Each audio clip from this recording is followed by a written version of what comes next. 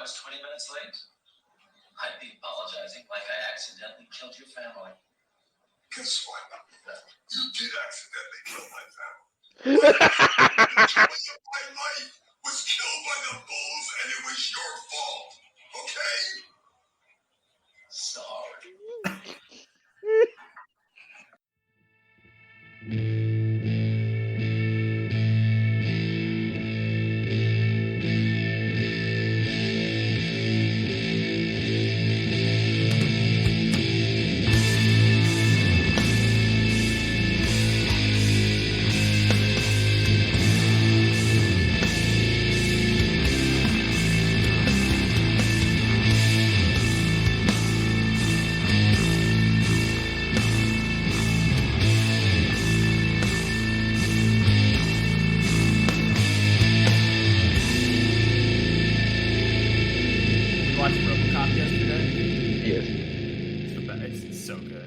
It's the best movie ever. Well, one of them. It's fucking awesome. When was the last time you watched it? At least 5 years ago. Oh, you haven't seen it in a while. Fucking Toxic Waste guy. Oh, it's the best. When he gets hit by the car and fucking blows up the damn that traumatized me when I was a kid. I like when he runs up to fucking Leland Palmer and he's like, "Whoa! Yeah. Get the heck away from me!" That scene terrified me when I was a kid. I believe First it. time It's I saw it, fucking I was gross. great. I remember I handled the movie great. Everything else up until that. I honestly think like one of the most unsettling parts is when fucking Murphy gets it in the beginning. Like his hand getting blown off is really creepy. Yep. And or when he gets him at the end with the key, that gore that plops out of him. Yeah. You know what I'm talking about? How that big plop of gore just lands on his chest. You know? Yeah, it's just like a piece of like wet rubber. Mm-hmm. Yep. Yep. It's nasty. Yep. Paul Verhoeven was the man. That movie's it's Total so Recall. good. You ever seen the director's cut of Total Recall? Not the director's cut. I've just it's way even bloodier than the original one. You know, than the theatrical one. I like. He uses a dude as a human shield at one point, and the dude just gets fucking annihilated by bullets. It's just crazy. Anyway, what were you saying? Like when Ed 209 kills the dude in the beginning, like by accident. That's the kind of shit. Oh my god. Yeah. Yep. That's the level of shot up that the guy gets. The human shield guy gets in Total Recall. That same level of. You know. But I thought another great feature was like when Ed 209 trips down the stairs, like when it's on its back, it makes he can't walk up the stairs, and it makes pig noises. It does make pig noises, doesn't it? Yeah, it's like yeah. And I was like, that's like pretty on the nose, but for now, but like for the 80s, it's a pretty smart film. Yeah, it's like kind of got that feel of that Starship Troopers has, in which that it's a great action movie, but it's also got a scathing social commentary underline. Yeah, you know, exactly. If that makes sense. Yeah, you know. Yeah, I like that one, and I like Total Recall, and I like Starship Troopers. I'm not saying all his movies are good. But we don't have to talk about Showgirls, all right? Every time we talk about the guy, everybody's got to talk about that damn movie, all right? But it's a wonderful movie. It's so terrible. I still like that movie. Like as actually like it, I'm not gonna watch. I don't watch it. You know what I mean? I don't watch it. I've watched it probably maybe twice, full through, 2 times, but I definitely give respect to him for that, and I appreciate where he was going with it. All the performances involved were pretty good, honestly. They're pretty good. Kyle MacLachlan's pretty good in the movie, and what's her name from the Saved by the Bell, the ditties and everything. It's still an entertaining movie. Oh yeah, people shit on it, but it's not. It's fucking rad. Fucking the one guy's just like, what do you mean? You can't just be going around fucking random people. People got AIDS and shit. My favorite parts of the guy is the choreographer guy. He's like, what's wrong with your nipples? Why aren't they hard? You got to play with them. Get them hard. You want ice? I got ice. Is it Robert Davey? He's like, that you who want it ice? is? Is it his Robert Divey? He's like, you want ice? I got ice. I'm erect. Why aren't you erect? Come on, how is that not the best? Welcome to episode 2 of the Diary of Doom Patreon show.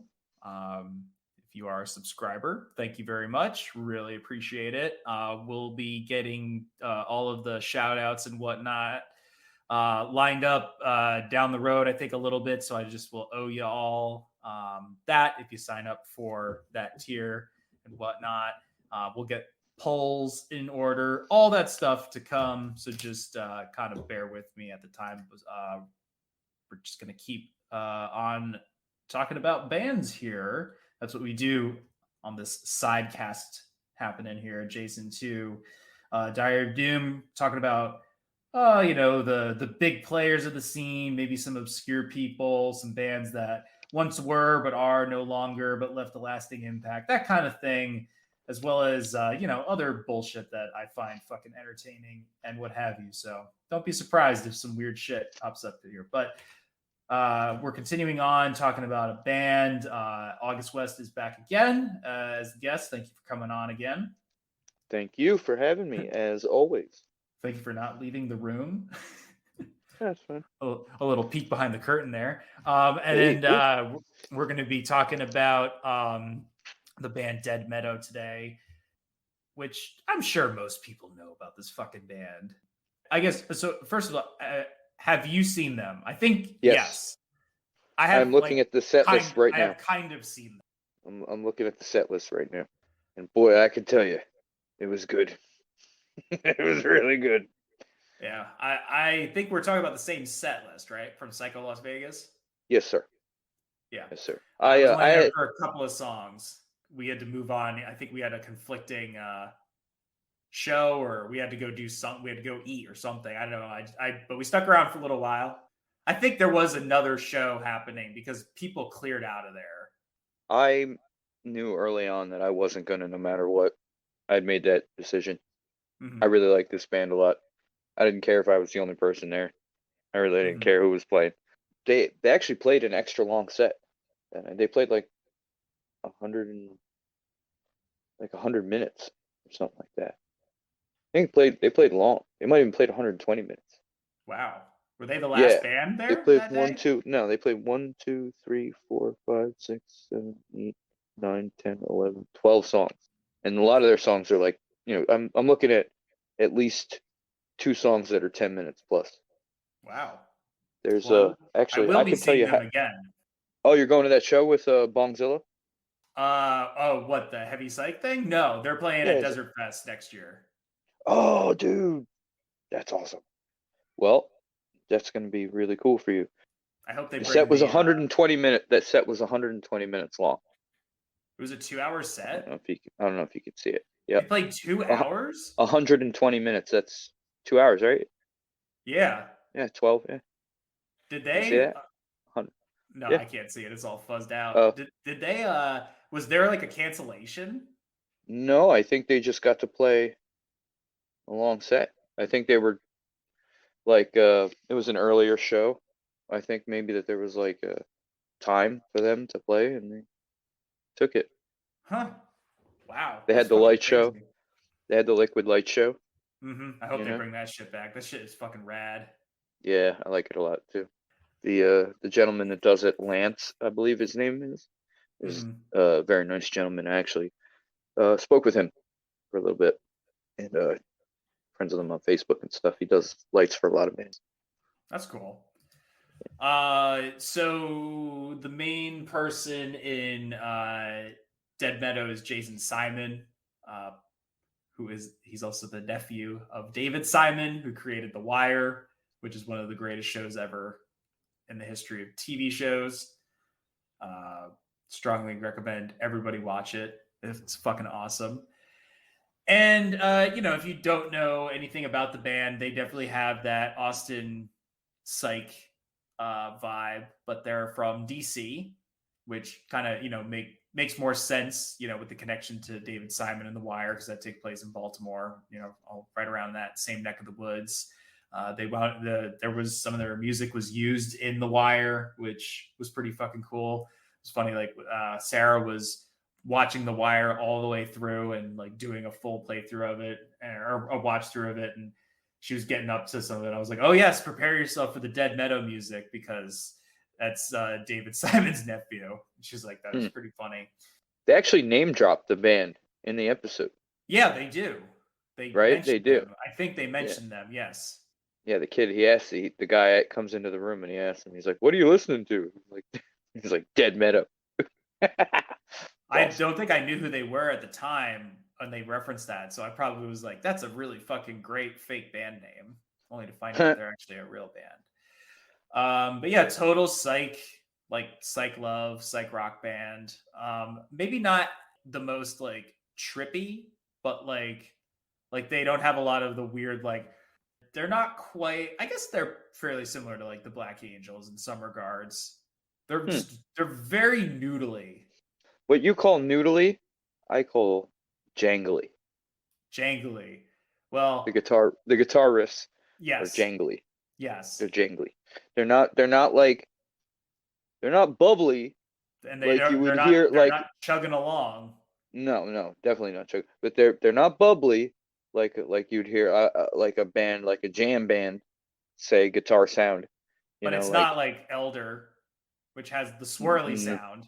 No, that's more of a swirly. Yeah, definitely swirly. I call it the swirly sound. Yeah, that's a swirl for sure.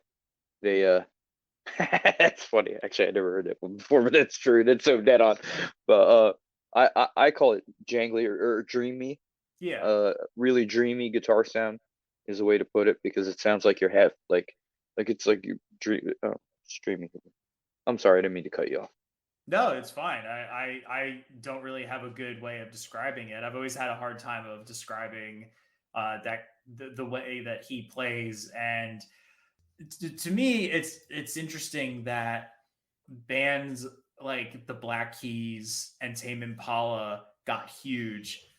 And I'm not saying that Dead Meadow is not without its fan base. It certainly is, but they're definitely not on that level. I mean, I saw the Black Keys play Madison Square Garden. I'm sorry. I just heard of them. Really? Yeah. I think they're pretty fucking lame. Really? It's funny because I like them. There's a lot of bands that just sound like that, though. I like what I've heard. I like the guy's voice. He sounds like Jim Morrison to me. Kinda. But they my friend he put me onto them. He likes them, and he put me onto them. And I actually just found out. Did you know that they played Psycho 19 when we were there? The Black Angels? Yeah. Yeah, I saw them for a little while. Oh, you did? Oh, yeah, I didn't at all. Yeah. I don't know what I was doing. Yeah. I don't know what I was doing there. But I didn't know about them at all. And then when he told me about it, I saw their name on the thing. I thought you were talking about I don't know why, but I thought you were talking about a completely different band. I'm talking about that band with the dude that sounds like Jim Morrison, right? That's them. The Black Angels. I thought you were talking about the Black Keys. No, that's the blues band. Yes, that's the blues band. Sorry, I thought you were going off of like them. That's what you said. A friend turned you onto them. Sorry, I got confused, and I was like, I don't think that the guy from the Black Keys sounds that much like Jim Morrison. Jim Morrison. No, absolutely not.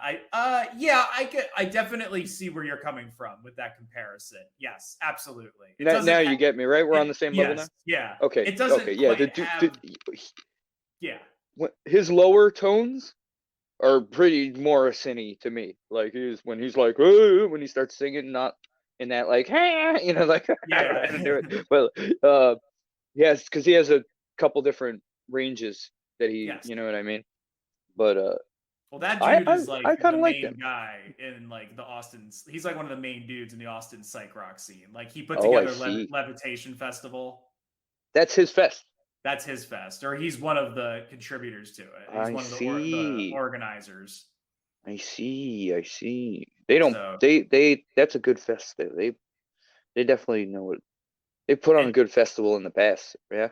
I mean, if I did not go to Psycho Las Vegas in 2019, or if we didn't, I think like we probably would have gone out to Levitation because it was in November that year. But man, the fucking lineup was so goddamn good. Like there were so many good bands on that. I remember clip. that year. That was the year that was like the poster was red.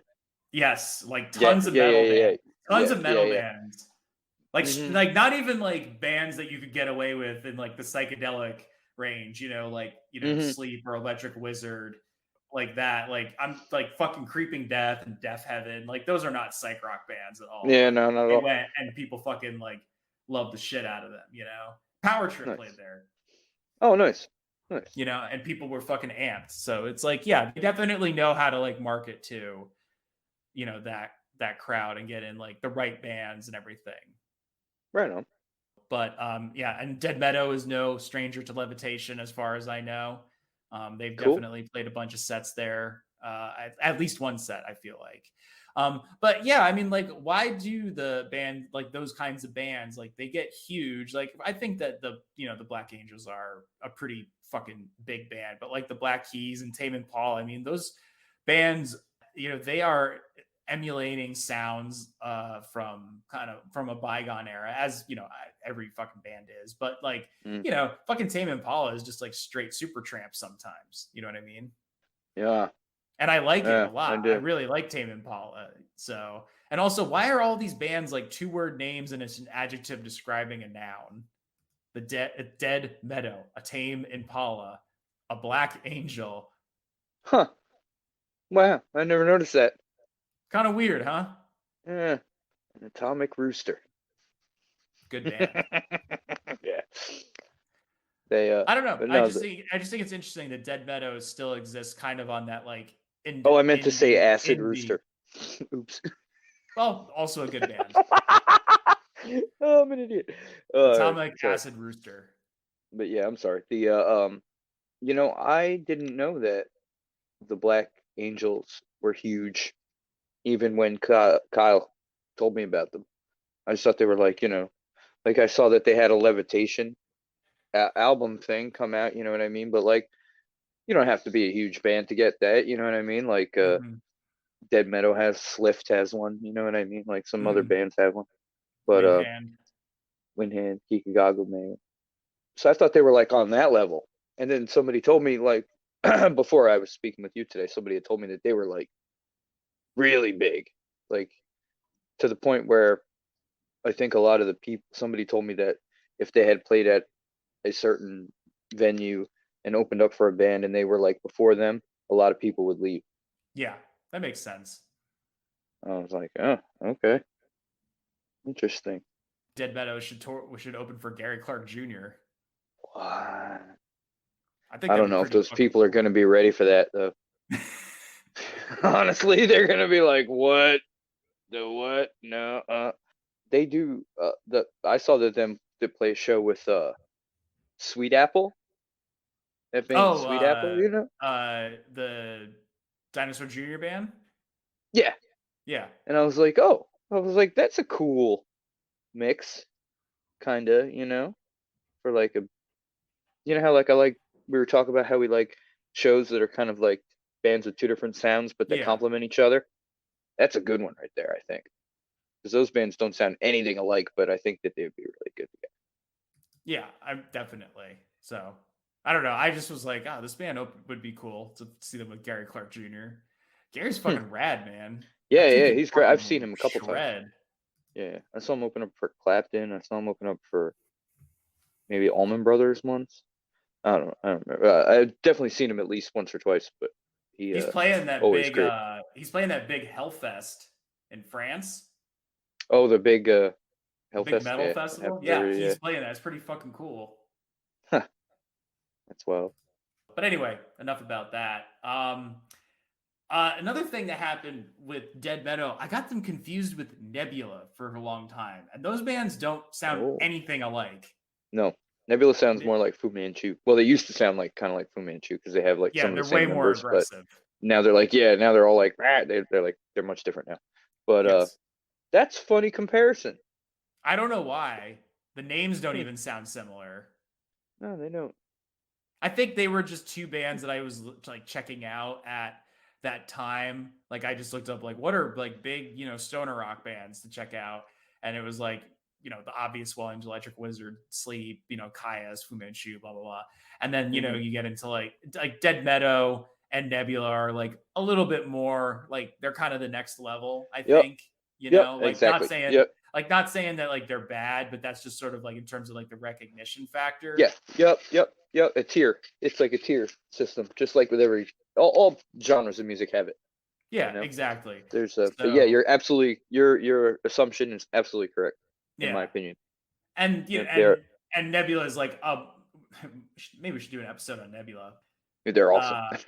I saw them open up for Clutch one time. The fucking dude, the drummer singer guy, was so fucking drunk. No, they were great though. They were great. Anyway, sorry. I wanted to go see them because they were doing the show with Monster Magnet and Silvertomb. Yeah, that would be cool to see. Nebula has a couple of really cool songs. But yeah, just totally different. And probably they were in that documentary, Such Hawks, Such Hounds together. They were two of the bands that were featured in it. And it's really bizarre to see, Dead Meadow, this kind of like very like, for all intents and purposes, much nicer sounding music than a lot of the other bands that were in that documentary and the associated acts. Like they really represented that. I think, for a lot of the bands that are there, you got like High on Fire, Sleep, obviously, like they are still like, they still have like that heavy metal element to them, even Ohm at that point, because it was just, at that point, yes. Even Sun, because it's like the reverb and they're, working with that. And, Fu Manchu and talking about like, Acid King, like all those bands like have that heavy aggressive factor to them, whatever. That's true. But like there were a few bands in that documentary. Mammotus is the other one. Mammotus? You never heard? You probably Do you remember them? No, that's not. Are they in the documentary? Yeah. They're from California. They're crazy, mystical. They're like mystics. They dress up like mystics, and they fucking. Dude, Mammotus is awesome. I saw them with Acid Mother's Temple, bro. The guy plays a flute, like an old, and they dress up in these dashikis, and they all play barefoot, and they have fucking torch idols. I swear to you, this band is awesome, bro. Now they're really proggy, though. They changed their sound, but back then, they used to be, like, real stonery and fucking badass, bro. Mammotus is the dragon of the deep, bro. They fucking... Oh gosh, I'm gonna send you some shit, bro. You're gonna love it. All right, yeah, you're gonna love this band. Anyway, after we're done. Sorry, you heard how excited I got right there? That's how good this band is. A Mammotus episode. Yo, that's how good that band is. You heard me? I got excited as shit right there. Sorry. And I think the other thing too about them was like everybody that talked in that documentary just seemed like. Yeah, it doesn't seem like your life is completely like, falling apart or anything like that. But it definitely seemed like everybody was like, they all were like, yeah, we're touring, we're on the road. You're talking to me like at a restaurant, you're doing this, like whatever, blah, blah, blah. Like people either looked a little grizzled or, they looked a little worn or whatever. And then you get to Dead Meadow and I'm like, these guys look like they live in the burbs and have like a nice home that they go to at the end of the day. They have all their teeth and Jason Simon's like a clean cut, good looking guy. I've never seen them wear anything except nice clothes. Yeah, they're like Uncle Acid. They always wear nice. Yeah, they don't wear like they're not like us. They don't wear t-shirts of fucking band. You know what I mean? Like they don't. I don't know. They're always just. It's funny that you say that too, and I just kind of noticed that. It's not like the 70s. It's not like they got clothing that looks like it's from the 70s. Yeah, they're not pulling a witchcraft. Yeah, exactly. They're not pulling a witchcraft. They're actually they're just nice clothes. You know what I mean? They're nice. Like somebody could mistake them for European if they didn't hear them speak. Right, exactly. I bet this band is fucking big in Europe. They tour over there a lot. That makes sense. They have there's a live show, full show on YouTube of them playing a show in Amsterdam. And it's like the first show of the tour, and they just got there that day. And the show is awesome. The show's really That's cool. This was the first time I definitely dipped back into like their later discography, like their earlier discography.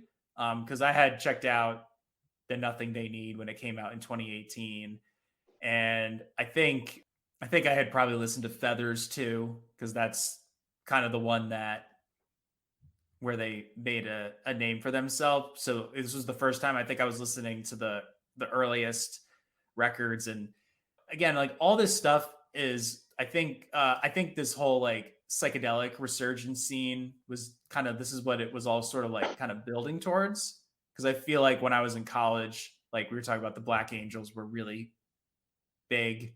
And I found out about a couple other bands that were in that vein. There's this band Crocodiles that was really good. I don't know what happened to them. I should see what they're up to. But they were like kind of like that, you know. I was finding out like the Brian Jones, like I wasn't as much, I knew that about them, but like Brian Jonestown Massacre, I think was still pretty big at that time. I know Sarah was super into them when she was in college in Portland. But, you know, diving into this, going into 2000, and I'm like, wow, it's fucking insane that like this album came out. Again, like it's 2000 and like I was 10 years old. And it's weird to me that like this album was coming out and like I'm growing up tangentially to this stuff coming, and it's like, wow.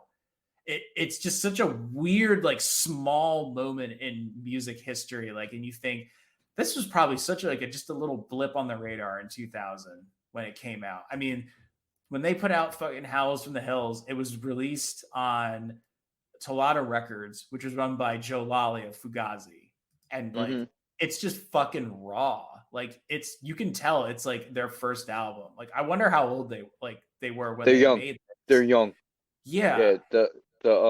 There's videos on YouTube of them playing really, really early shows, and they're playing the stuff from the first record and stuff, and they're kids still. You know, it's amazing. It's amazing. And like you can kind of tell, like it's a little sloppy. It gets not perfect. They're definitely like testing the waters. And I'm sure Lolly was like, yeah, you guys got it. You got something. Let's do it. You know, like fuck it. Who cares? Let's see what we got. And I don't think Jason has like kind of settled into his role as a vocalist yet. And I don't think he will for a couple of albums. Definitely not on the first one. He sounds so young. Yeah, I can see that. That's what lends to his vocal style, though. You know what I mean? Is that it's because his vocals are very.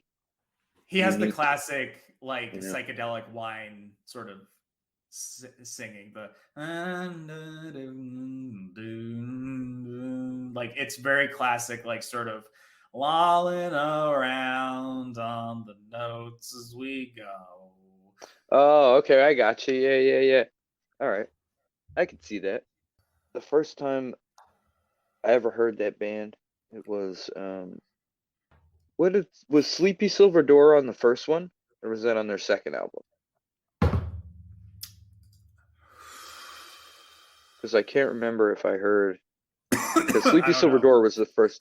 Sleepy Silver Door was the first song I ever heard from them, and obviously fell in love instantly with that song, because that song is like back then. That song is as close as any band back then was going to get to a hit in the stoner rock realm.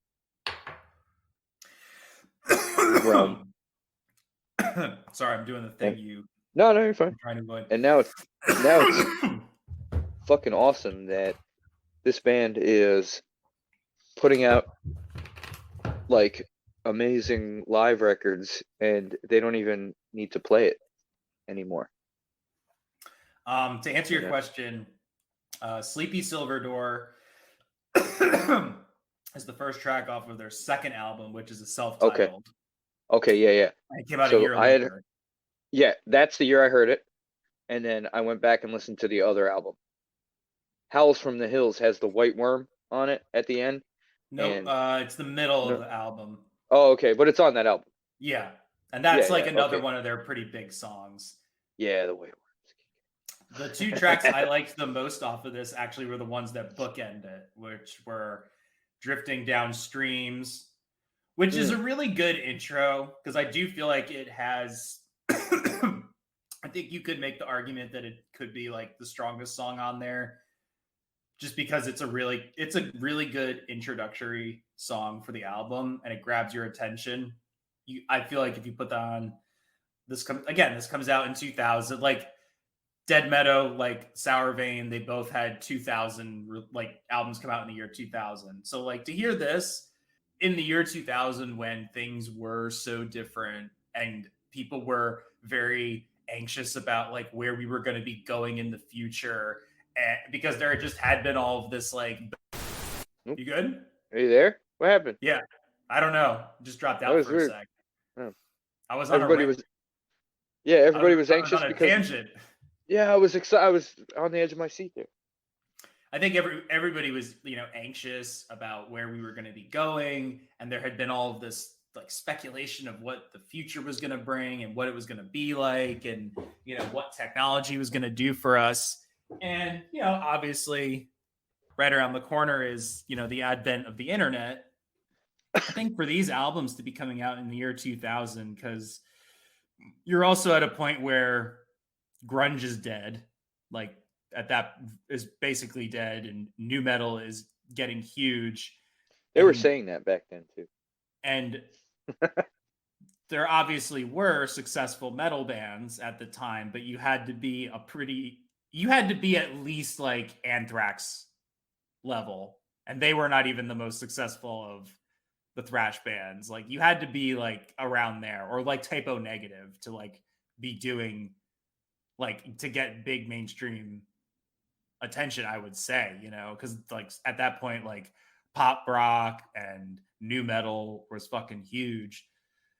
So I think it's really interesting that there is like this analog development happening, because it is like, people are just, I don't know whether it's anxiety or hesitation or speculation or cynicism about moving into the future, but by all means and purposes, the music that Dead Meadow and Sour Vein are putting out in the year 2000 is still like, it's analog. I mean, you could tell that they like got there, they got to a studio. It was those people in the room coming up with the ideas, making the songs work.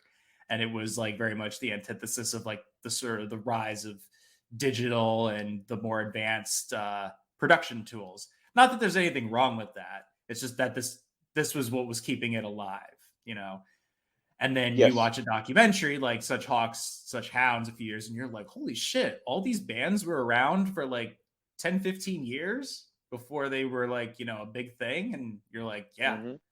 Yep, and as I often true. say, the internet played a huge part in, I think, these bands getting more known. I agree with you completely. StonerRock.com. Yeah, StonerRock.com. It's a shame about what happened to that. Yeah. But we were not going to get into that. But yeah, the back then, I was so thirsty for music, like heavy stuff like that. You know what I mean? Like I just I wanted it all. It's just so funny to me to look now and see where all these bands are, and like where how many bands there are, and what people have done with the music and everything. It's pretty crazy. I still think it was the legal weed. When weed became legal in like that Colorado and Seattle, that's like right at the same time that this kind of music just started getting really awesome again. Like it just started like more people popular. It started getting popular. I still think that that's the reason, if you ask me. Weed is the reason. Yeah. Well, it's just wildly more accepted. You know what I mean? It's readily available now, and just destigmatized, like like it should be, and just people can enjoy it. And the fruits of that are apparently, in my opinion, you can see it in the music. I think that's also like something that's indicative of the times. Is just simply like the drug culture, because I think at that point, like ecstasy, sort of like the your uppers, right? That's what was really big, right? And pills unfortunately got very big too when I was in college, and Yeah. Knew some people who took some pills and got pretty fucked up from them. Saw somebody get pretty fucked up in front of me. That wasn't that cool. Was never really my thing. Yeah, it's I wish I could say the same, but back then it was the ecstasy was actually ecstasy too. Mm-hmm. You know, it wasn't meth like it is now. So there was and you had the whole ravers too back then. Yeah. They had they had their own whole own culture going, you know. But I still think that you could probably, because there was, that idea of like openness that like you might have somebody who's like a raver, but then maybe they're like, I'm not doing anything tonight. And they're talking to their friend who's more like into that sort of psychedelic scene. They're like, oh, why don't you come with me to go see this fucking psych rock band, Dead Meadow? We can fucking do some mushrooms. You'll like it. And they're like, oh yeah, I'm there. Like, I mean, to me, there's like a pretty obvious connection between those two groups of people and like this kind of music. And I think that's why, that's why you do have Dead Meadow playing at a festival where, like the fucking Misfits and then like fucking, I don't even know, like some like crazy synth rock band, like Perturbators playing too. I mean, there's just a link there. Yeah, for sure. Yeah, I don't know. I forgot what I was going to say. But Oh, yeah, whatever. We can move on to yeah, the next album, yeah. which Sorry. is their self-titled one. I thought that this had a little bit more of like a Supertramp feel here. Like they were getting like they were starting to move a little bit more towards like a pop, not pop, but more regimentation in the song structure for sure. Less not as loosey goosey, so to speak. Okay. Also has an untitled track at the end. Not sure if this is a bonus or not, but that's like something that also doesn't really happen too much anymore with the focus on digital and streaming. Like you get this sort of like, you'd get like the Japan release and there'd be like an extra song on it or something like that. You get like a Mm-hmm. UK release and it would be like in a I mean, some bands still do like the different order stuff, but like for the most part, a lot of that sort of bonus material has sort of like gone away, Like I think about Yeah. all the like they like not like Trent Reznor used to like bury tracks as like the 99th track, and you'd have to go through like, fucking 89 tracks of just silence, just nothing to get to them, which, like that's kind of like a fun, and they're there if you turn the CD over and you see the little line on the inside, but like Mm-hmm. it's a fun thing because the average listener is not going to know about that. That's true. Yeah, they had a bonus track on one of their albums. I think it was Feathers. Yes. Had a bonus track on it. It was a live, like it might have either been live or live in the studio version of Sleepy Silver Door. I don't know, but it And was one of my favorite tracks off Feathers. it was really good. Yeah. Feathers is cool because Feathers has another guitar player on it. They're a Yes, it four-piece does. on Feathers, which is cool because I would never think that they would have anybody else play because they're such a unique band. They're like one of those bands, it's kind of Yeah. like when Elder turned into a four-piece. Yeah. I was like, wow, they found somebody else that can play like that. Like it's like must have been hard to keep people like to, I don't know, very specific sound. Well, yeah, I mean, like I said before, I think I think this is like definitely like the song, like the album that they would define themselves with. Like they had built up enough of reputation and like and notoriety around, and like it's just good production. It's good balance between the guitar solos and serenity and some like lightly heavy riffs. There's by no means like doom riffs in this or like even stoner rock riffs, but there's a little bit of just like that, just a slight tinge of like hardness to it where it gives it a little bit, it sets it apart from the other stuff. They're not afraid to like do a little bit of like a little riffing around here and there, you know what I mean? The song Such Hawks Such Hounds is such a fucking banger. It's so good. I also really Mm-hmm. like Stacy's song. I thought that was really good. And I really like Through the Gates of the Sleepy Silver Door and the bonus track. They kind of almost are like lead into each other. So like, what's that? Is like, what's the that is that like a recurring thing? Do they have like a mythology in their band or something like that? Because I feel like the Sleepy Silver Door is a recurring thing, or is that from something? Because I know they like write about like kind of weird like fantasy nonsense. Yeah, you always call it nonsense. It's fucking funny. Every time we talk about this stuff, you always say that word. It's funny. Just trying to be real about it. Yeah, no, because you're not wrong. It is fucking silly nonsense, but it is like, it's funny. They've always had that kind of mystic elements to them, to their songwriting, lyrical content too, and imagery a little bit. There's a video of them playing live somewhere, jamming Sleepy Silver Door, and they have a dude come out in a full-on alien Yeti costume. Really? Cyclops. They totally do not seem like that kind of band. It's like a cyclops, and he's dancing around, and it's so badass. The guy's like, it's like a big Yeti. Imagine a giant Yeti with long brown fur, right? Mm-hmm. And then he has one gigantic glowing eye in the middle of his head. I think that's what he looks like. And he might even have horns, like little horns. Cyclops.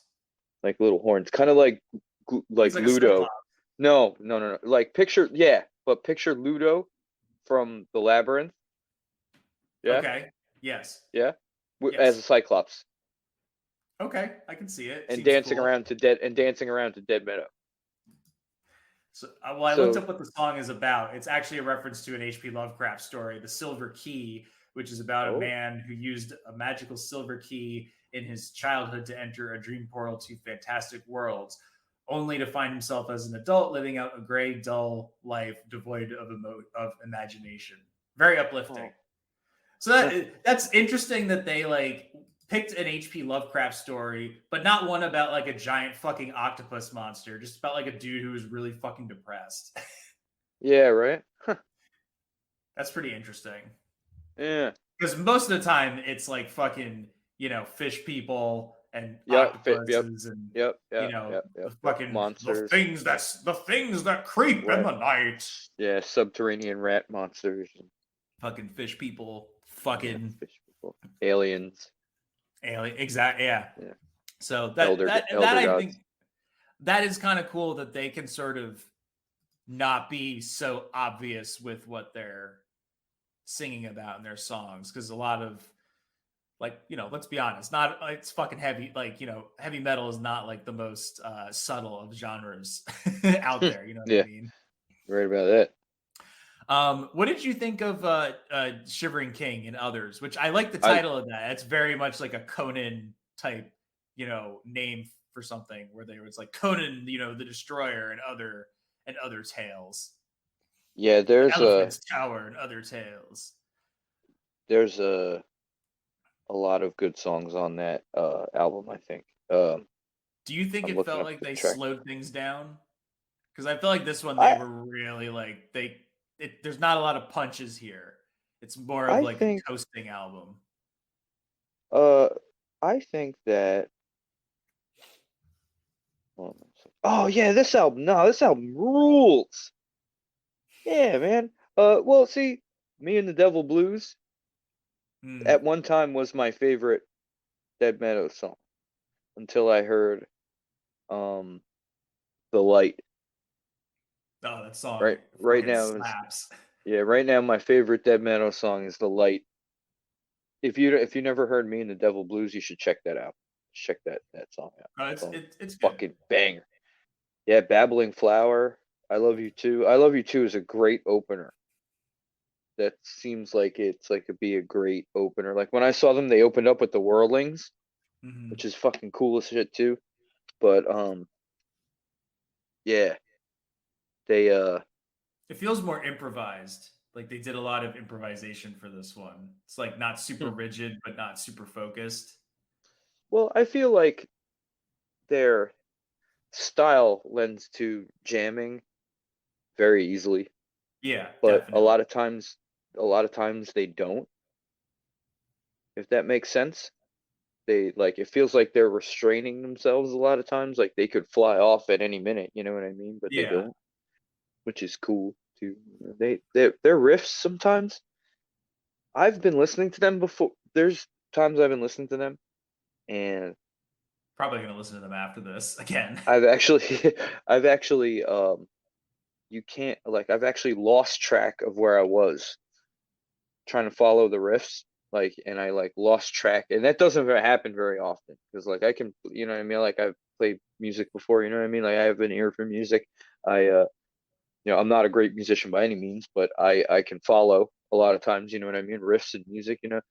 But there's times when I'm listening to Dead Meadow and I feel like I'm lost, completely lost in the music. You know, like the Grateful, like in the middle of a dead jam. It's like the middle of a dead jam. Yeah, it's You know great what I mean? music to get lost in. Yeah, it's like the middle. It's like the middle of a really good live dead jam. You know, they capture that essence very well, I think, even though they don't sound like that at all. But I wonder if he's a deadhead. I don't know. I should know get him, too, I should right? get him on the show. I should get him on the Dude, show.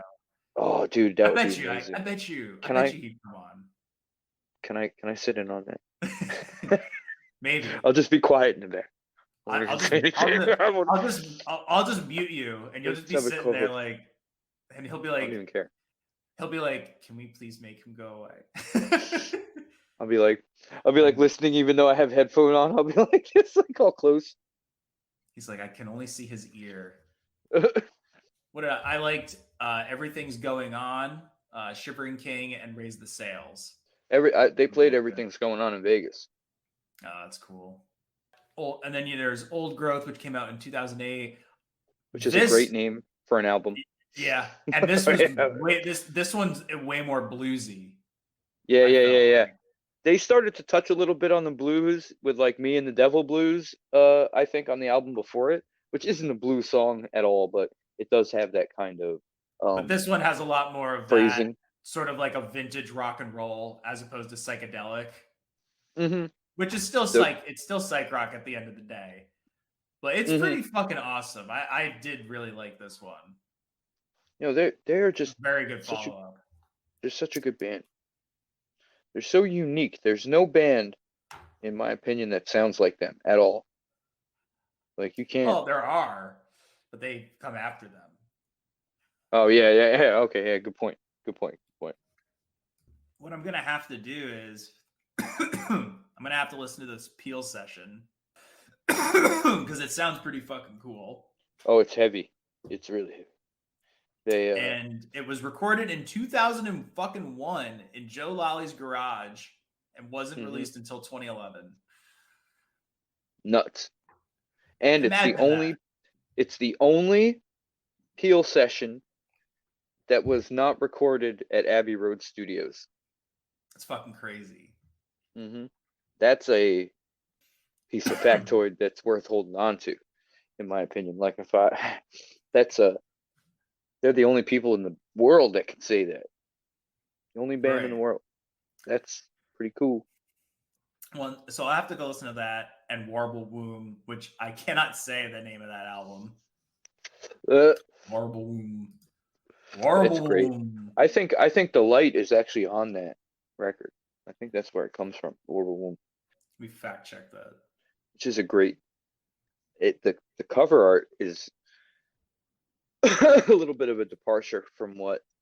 No, that was on The Nothing They Need, which the Nothing They Need recent album that came out. But you know, when that album came out, it was 2018, and like I felt like it kind of got buried because like it came out the same year that like, you know, Sleep, High on Fire, Wind Hand, Yob, like there were just so many fucking like really good doom and stoner bands that came out that like I felt like it kind of got a little bit buried underneath all of that. Yeah, okay, I can see that. Yeah, because I didn't hear about it until 19. It blew my mind live, and that's when it became my favorite song. I was hoping they were gonna play Me and the Devil Blues, but that made up for it. The Light is fucking rad. It's a fucking awesome song. Yeah, it's so good. I listened to it earlier today. Actually, there's a good live version on that. Well, the But Levitation show they did that they streamed during was that earlier this year or late last year? I don't know. I just that don't was it. remember. I think it was this year. I don't remember either. I don't know. Actually, I have the record right there. I was still living in New Jersey when I watched it remotely. We watched it together though. That was cool. We coordinated. Yeah, we coordinated. Looking at it right now. They played the light, but it's not on the record. You know that? Oh, really? It's not. Yeah. It's not on the record. The set list for the record is. Oh wow, that was February 20th of this year. Jesus Christ, man, that feels so goddamn long ago. Yeah, it feels like it was 10 years ago. The set list for the record is "I Love You Too," 6 to Let the Light Shine Through, Juji Meyer Farm, I'm Gone, Rains in the Desert, the White Worm, and the Narrows. Yeah, they played the Narrows in Vegas too. That's a great song. Yeah, what a great venue for them to play. Cool. Yes. For them to play, you know, that's whew. They called that when they saw that place and wanted to play there. Oh yeah, dude, that was so fucking rad, and like You know? that was cool to see, and like I don't know, it was like the tail end of winter. I was just fucking just bummed out about shit. Like the world was just in a shit place. It's still in a pretty shit place, but it felt a lot shittier back then. And that was just a good fucking performance to watch. I just remember I was fucking rip roaring high. Like I was aggressively high. It was very cool. And like, yeah, it was good. It was a good show, good watch. Yeah, imagine getting to see it live. That would have been really cool. It would have been really cool. Be there. It would have, I guess it would have sort of defeated the purpose, considering it was, you know, what was going on. Oh, still, yeah, that is true. Yeah, I didn't even think of that. That's what. So, but I am looking forward to seeing them again at Desert Fest. You know, hope that goes off without a hitch. Yeah, I like this band a lot. I'm definitely. Oh, you know what else I was gonna say? I listened to the music while playing. I've been playing The Legend of Zelda: Breath of the Wild, which was it's the most recent Legend of Zelda game. The sequel's coming out pretty soon, and that game is fucking amazing, and it's beautiful. It's such a great game. What system is it for? It's for the Nintendo Switch. I play it on the TV because it's a big open world, you know, high fantasy game. But it's like awesome. You know, it's all the classic Legend of Zelda characters are there. Beautiful graphics. Not like a super complicated story, but like visually is cool. You know, and just putting on some Dead Meadow. You're like fucking running around in these like vast like grasslands with like grazing animals and birds, and like it's just a beautiful landscape. And then you can go to the desert, you go to the snowy mountains, you go to a fucking volcano. You know, there's like big ass animal skeletons from like eons just sticking out of the ground, and you fight like weird cyborg things. It's fucking amazing. And it's very good to listen to psychedelic rock music and or metal too. Oh. But mostly Dead Meadow. Are you sure it's not based on a bunch of nonsense? Oh, it's definitely some nonsense. Okay. There's definitely been more than a few times that I have screamed out that this is nonsense to the game, except you would replace the phrase nonsense with bullshit. as often happens when you play video games. What? This is bullshit. I have definitely.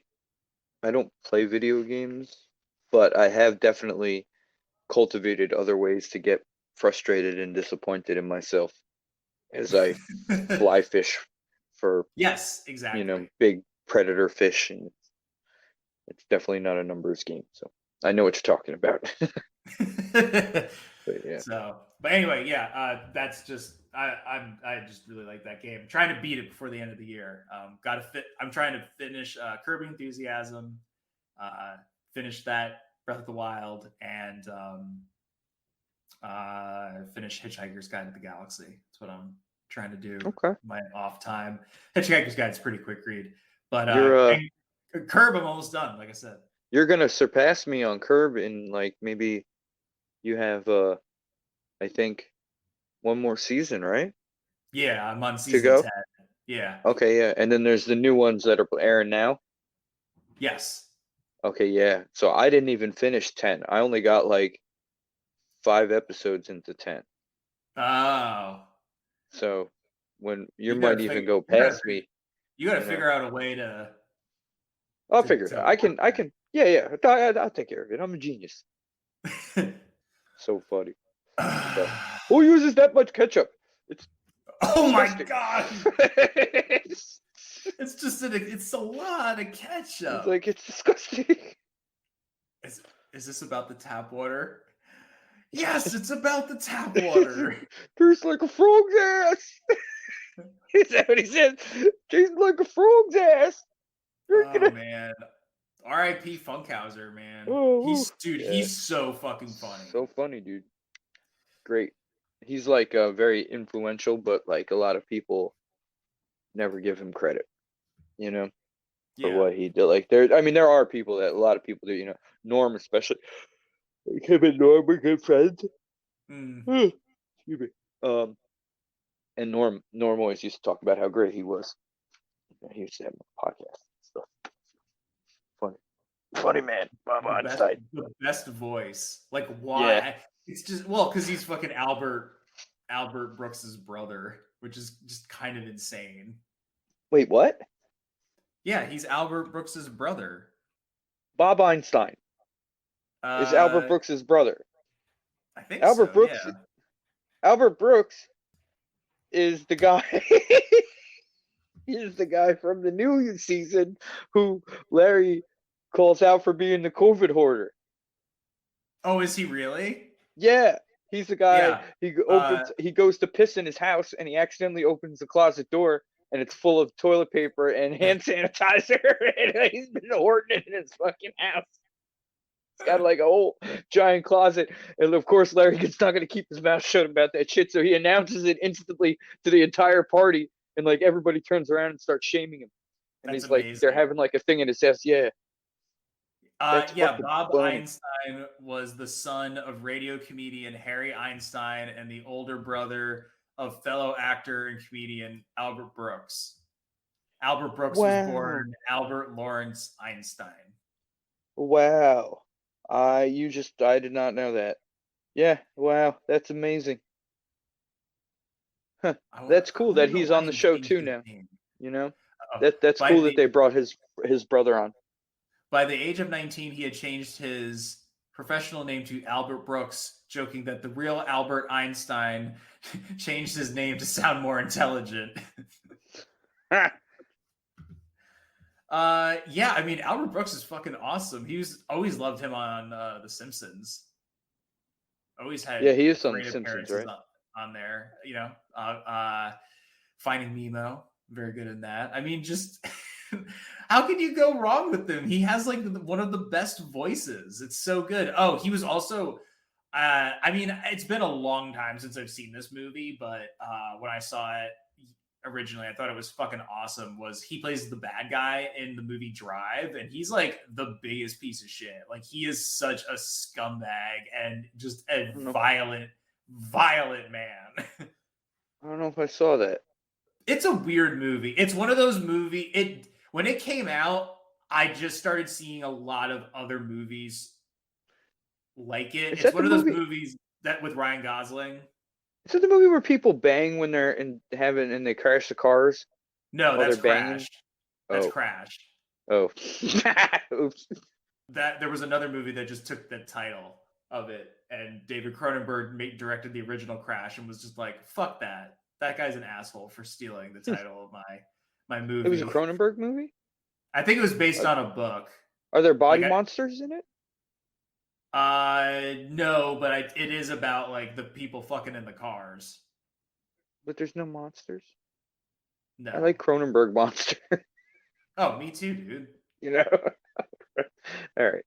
what was I fucking saying? Oh man, you totally just like threw me off course. Well, I'm sorry. Hey, look, actually, want to do something? I'll throw you even further off course real quick, but it's so you can edit it because it's like that's what you do.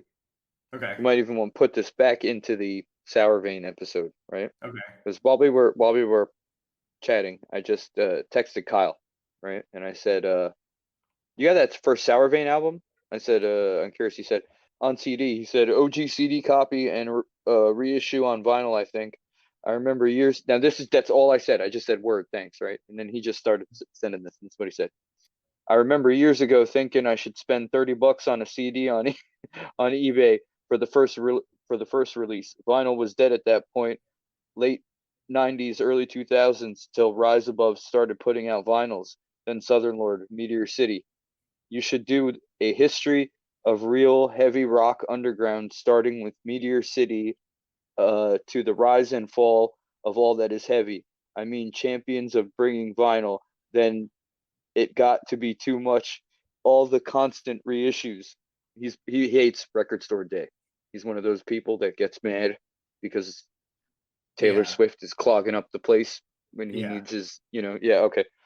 I mean, yeah, I do too. I'm mad. I'm one of those people too. I don't like it either. I don't participate. I no longer participate in it. Yeah, I'm actively not. I don't like it either. And it says, I'm all about everyone trying to hear it, but then there are vinyl addicts. Then no one knows about the completists.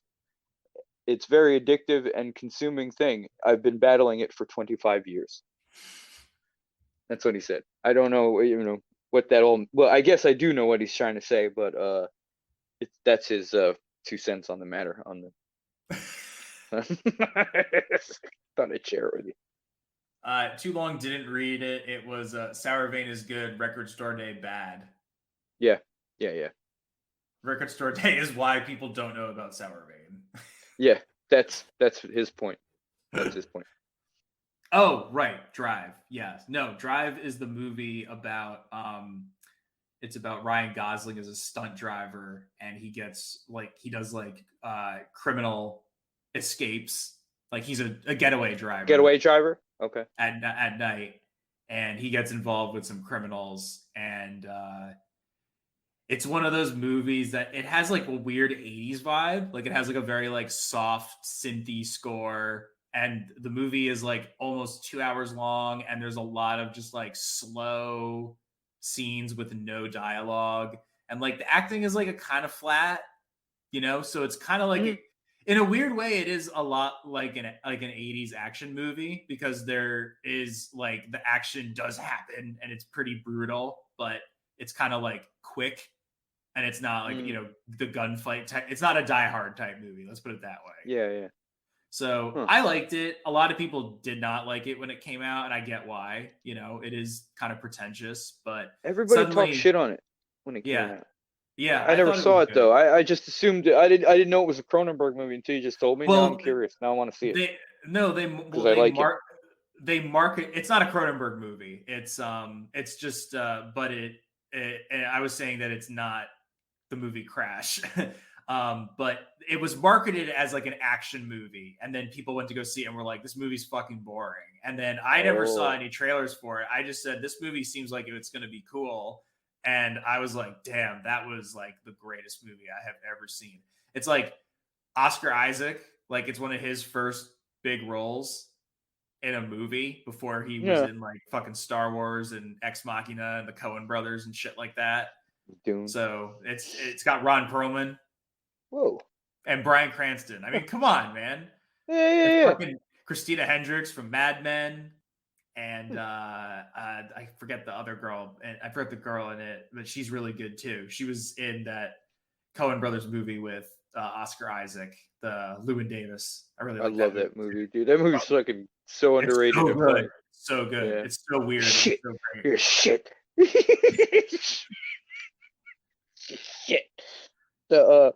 Fucking John Goodman, the weird like, oh man. Jazz. I think he plays honestly, you know what? I think he plays the piano. They never tell you what instrument he plays. He could be a jazz guitar player too, but I think he's a piano player. That would make sense. Something about that makes sense. So Yeah, anyway, he's got that attitude. we're way off topic, but yeah, we'll leave it at Hmm. that. So anyway, yeah, Dead Meadow, good band. They're Amazing playing. band. Looking forward to seeing them at Desert Fest. I don't know, Dead Meadow, put out another album. Do it. Yeah, that would be great. That would be great. If you're listening, that would be amazing. You'd have one happy customer over here. So I mean, they're playing shows, so I would assume that would be cool. I bet you they're probably writing some new stuff. I would imagine so. Yeah. Don't really know what is coming up, further down the road. Well, next episode we'll be having returning guest Ivana DeCaro back on.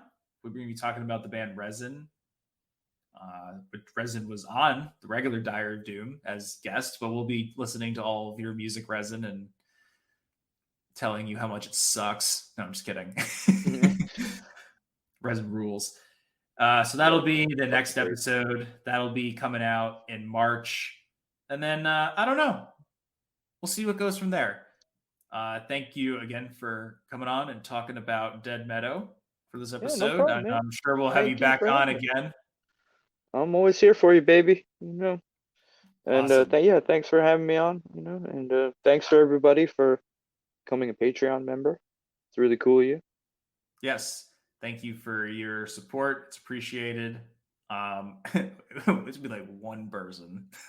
Well, you know what? That person kicks ass. All right. So, whoever you are, thank you. We'll be putting out proper shout outs and whatnot. So, but for now, that'll do it for this extra chapter of Diary.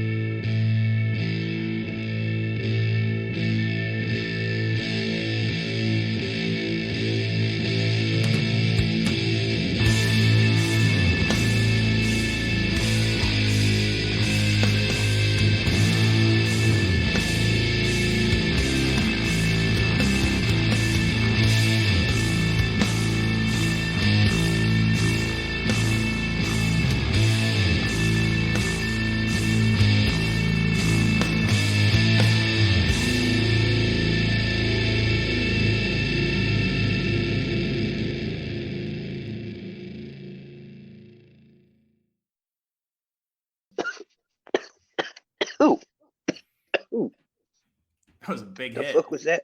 What the hell was that? Oh, it might have been Don't you just. hate? Don't you hate when that happens? Yeah. When you're like, Oh, yeah. oh no, Yeah. Okay, calm down. They and you're just like, no. Yeah, I don't want to. Yeah, I don't want to blow up. Well, I don't want to blow up coughing, blow out your eardrums.